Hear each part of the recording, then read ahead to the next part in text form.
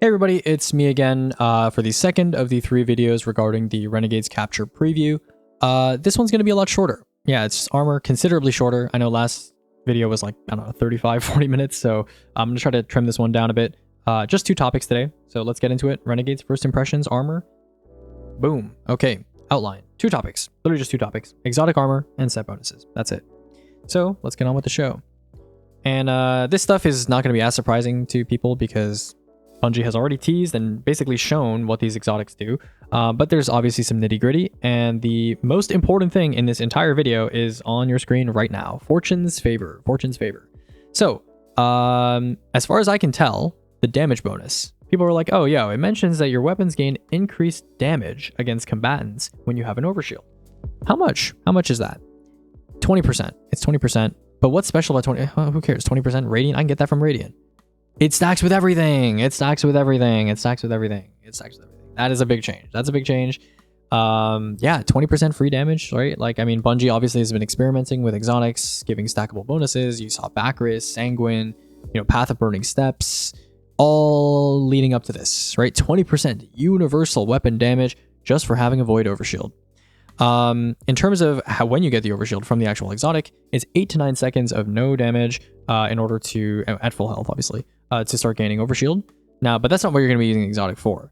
This will probably maybe usher in a new era. Not really. I can't say that confidently, but I'm sure people will experiment because this damage boost works with any Void Overshield source. Whether it's from Edge of Action, whether it's from Ward of Dawn, whether it's from a Bastion Barricade, whether it's from Facet of Purpose, or pick up on a Void Super on Prismatic. There's a lot of ways you can get Overshield in this game, right? You could do Void Support Auto Overshield.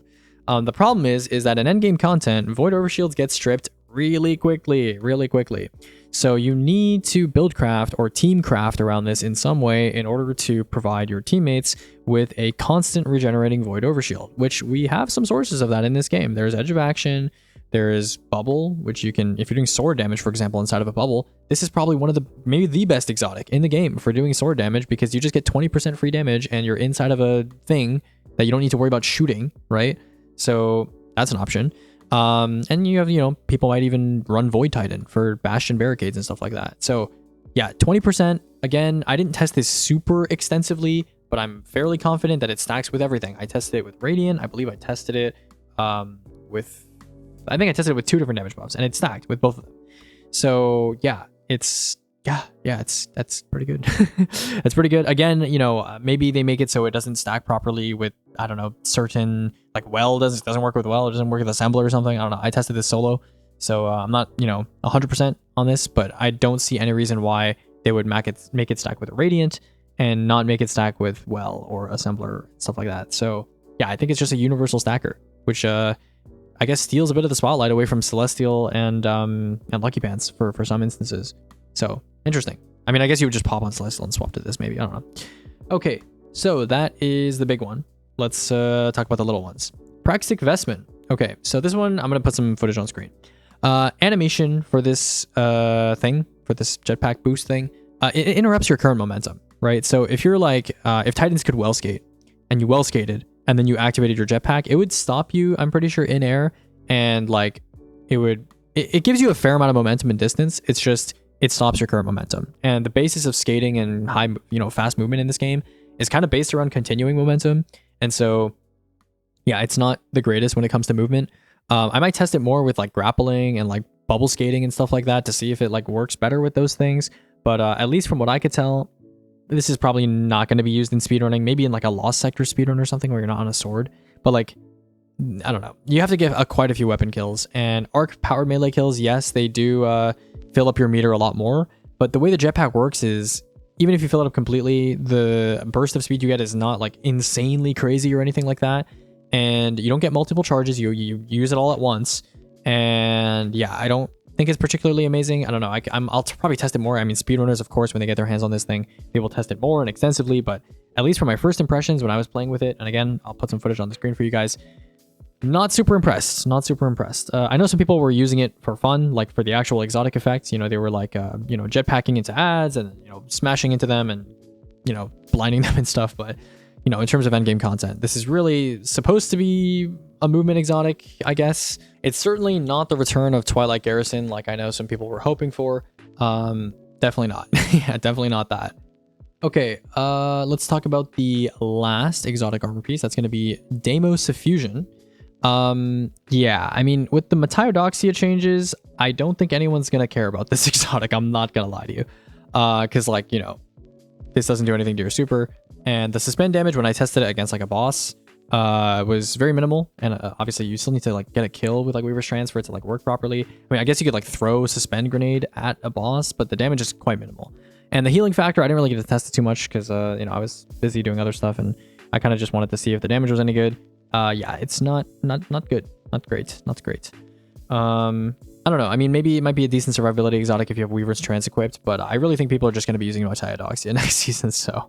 especially in non-swap context, or obviously especially in non-swap context. So I don't think Deimosuffusion is particularly good, and I don't think anyone was expecting it to be.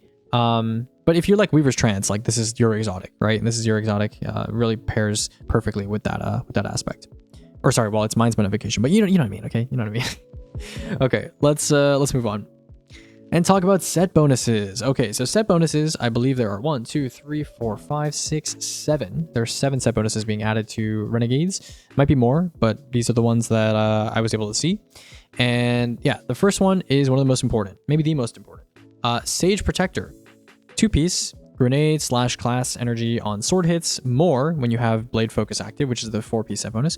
4-piece set bonus, damage and lunge range after hitting a target after a short block. We're going to talk a little bit about my impressions of the artifact in the next video, but there will certainly be some synergies, I think, with this armor set and sword DPS when it comes to the artifact and other gameplay elements this season. And yeah, this is one of the most, I think this is the most damage affecting set bonus we've ever gotten, which is interesting because a lot of other set bonuses are based around survivability and stats and stuff like that. This is just like, you know, great for damage, right? It's great for damage and potentially, you know, hitting a target after blocking lunge distance for a moderate duration. I don't know what moderate duration means. If it means like 5 or 6 seconds, maybe you'll maybe even see it in speedrunning, right? Like if you ever need to go for like a crazy long well skate or something, if the lunge distance stacks with your edge, you could block in front of an enemy, smack it, and then I guess stow your weapon and then pull it out again and then go for like a crazy long well skate. I don't know how much the lunge distance is increased, but again, if it stacks with your edge, I'm all for it, you know, could be good. So yeah, that's pretty much it for the Sage Protector Helm. Sword DPS meta, if you're doing sword DPS, you're definitely going to be using this thing. And of course, Bungie saw the whole Ergo, Ill Omen, Attrition, Nade Spam strat, and they disabled Ergo because of it, I think, for the previous day one. And now they made this, which synergizes even better with that strat. So if you're a big fan of the Attrition Orbs, Caster Frame, Nade Spam strat, I mean, this is your armor set. Like, it literally does that. So yeah, interesting. It'd be very, very interesting if the Ergo Wolfpack rounds also count as sword hits for combat meditation. That could be very interesting. Okay, so that's it for Sage Protector Helm. Very, very obvious pick for sword DPS. No reason to not run this thing for sword DPS. Okay, Shrewd Survivor. Shrewd Survivor. This is PvP. Yeah, you can read it. Pause the video if you want. Read it. It's for PvP. Okay. Thriving Survivor. I'm not super big on this. This is like, you know, neutral buffs for heat weapons, primary weapons. Again, like I mentioned in the previous video, there's a lot of heat weapons, and Bungie does a good job of reinforcing new weapon systems or new systems that they create by adding other stuff to the sandbox that, you know, incentivizes you playing with them, and set bonuses are one of these examples, and you can see that right here. So yeah, Thriving Survivor, we're gonna move on. Nothing too crazy. You can read it if you're interested, but again, nothing too crazy. Pharaoh Potent. Pharaoh Potent. This is one of the other set bonuses that I was particularly interested in, specifically the 2-piece. It says, when your shields begin to regenerate, you gain flinch resistance and damage resistance, more importantly, for a short time. So obviously this is probably good in PvP, right? But when your shields begin to regenerate, you gain damage resistance for a short time. There are numerous effects in this game that start your shield regen, right? So you might think, oh, this doesn't sound like it's going to matter that much, because usually when I'm at risk of dying, I am not regenerating, right? So the DR is not going to kick in when you need it. However, there are, like, I think there's another 2-piece set bonus that like starts your health regen when you get like a kill with certain primary types. The Omnioculus change, right? When people dive on you, it starts your health regen. So maybe for like a crazy survivability strat, you could have people running Ferropotent 2-piece and have someone Omni on top of them, and it would just basically give them infinite, whatever the DR number is, just have the effect just constantly, right? So that's, interesting synergy, but not my first pick when it comes to survivability stuff. The 4-piece, it's fine. Mismatched ammo progress when you have low ammo. That's interesting, but I don't think it's like ammo gen is. I don't think it's gonna really be that big of a problem. Next episode, next DLC, next expansion, because we're getting scouts for day one stuff, and solo it's already not a problem. So yeah, I don't think 4-piece Ferropotent is really gonna take priority over something like smoke or ion adapter. Okay, so that's it for Ferropotent head. By the way, I don't know why it's called Ferropotent head instead of helm, but there it is. Down to our last 3 set bonuses. First, we have the Swordmaster set. This one, kind of cool. 2-piece, damaging a target with a sword, glaive, or any melee attack, exhaust them. Exhausted targets, blah, blah, blah. Okay, so you might think, oh, this sounds good for sword DPS. Exhaust is not that big of a damage reduction, and there's other ways of exhausting targets that don't require you to use a 2-piece, but you can, right? Certainly you can have one person running this on your team. It's not like a big cost or anything. What I think is actually interesting with this is when you're running a build where you do splash melee, but the melee doesn't necessarily kill enemies. Like I'm thinking threaded spike here. That's like the main thing I'm thinking. Like imagine running this 2-piece and running around with Hoyle, Cert, Hunter, or whatever you have on, and you throw a threaded spike into a bunch of different enemies and all of them become exhausted. That sounds pretty decent. So that's what I was thinking, it could be survivability for splash melee builds. As for the 4-piece, it's kind of like you can store damage resist. So like when you block attacks with a sword or a glaive, when you drop your guard, you get a little bit of damage resist, which is like cool, I guess, but it's not that helpful, I think.